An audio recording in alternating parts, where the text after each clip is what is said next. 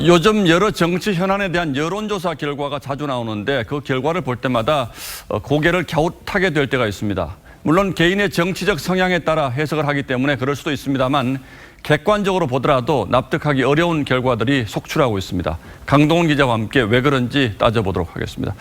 자, 강 기자, 가장 최근에는 정당 지지도에 대한 조사 결과 이게 논란이 되고 있죠. 어떤 내용입니까? 일단 오늘 발표된 거는 주중 집계입니다. 이 조사를 월요일부터 3일 동안만 한 거고요. 지난 한 주 지지율과 비교를 해보면 오차 범위 내로 좁혀졌던 이 더불어민주당과 이 자유한국당의 지지가 두 자릿수로 벌어짐을 알 수가 있습니다.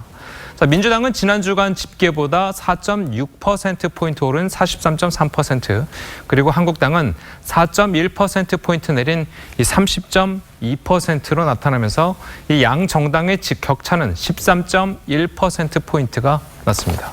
예, 그러니까 이번 주는 사흘만 조사를 한 거니까 이번 주 금요일까지의 주간 결과를 다 보는 게 더 정확하긴 하겠군요. 맞습니다. 자, 그런데 자유한국당이 여당 대표의 말 한마디에 여론조사 결과가 뒤집혔다 이렇게 주장하고 있는데 이건 무슨 얘기입니까? 그러니까 지난주 정당 지지도 결과에 대한 이해찬 민주당 대표의 발언이 좀 문제가 됐었습니다.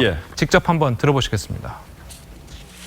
한나라당이 약간 상승한 건 사실이지만 그렇게 막 근접하거나 그런 건 전혀 사실이 아닙니다. 그러니까 자유한국당의 지지도가 상당히 상승한 지난주 조사 결과가 사실이 아니다 이런 얘기죠. 맞습니다. 자, 그렇더라도 자유한국당의 주장은 좀 억지스럽게 느껴지긴 합니다만.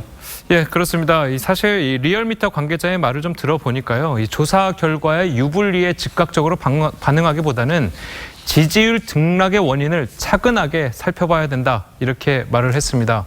자, 리얼미터는 한국당 지지율이 떨어진 이유를 크게 세 가지로 보고 있습니다. 나경원 원내대표의 혐오 발언 논란과 5.18 망언 징계 무산, 그리고 황교안 대표의 5.18 기념식 참석 논란, 이렇게 세 가지인데요. 자, 한국당은 거리에서 만나는 민심과 동떨어진 결과라면서 받아들일 수 없다는 입장입니다. 자, 그런데 사실 같은 내용을 묻더라도 질문 내용을 어떻게 하느냐에 따라서 결과가 크게 달라질 수도 있고 이제 일반 국민들은 이런 사실을 잘 모르고 있지 않습니까? 예, 맞습니다. 가장 대표적인 것이 이제 지난달에 실시했었던 이미선 헌법재판관 후보자 자격에 대한 두 차례 여론조사였는데요.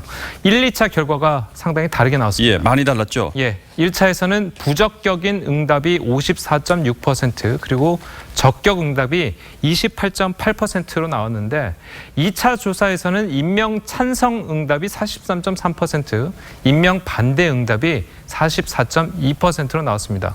결과가 이렇게 뒤집혀진 것은 바로 여론조사 질문의 차이였습니다. 1차 때는 이 후보자의 자격에 대해서 이야기를 물었다면 2차 때에서는 문재인 대통령이 임명이라는 말이 들어가 있었습니다.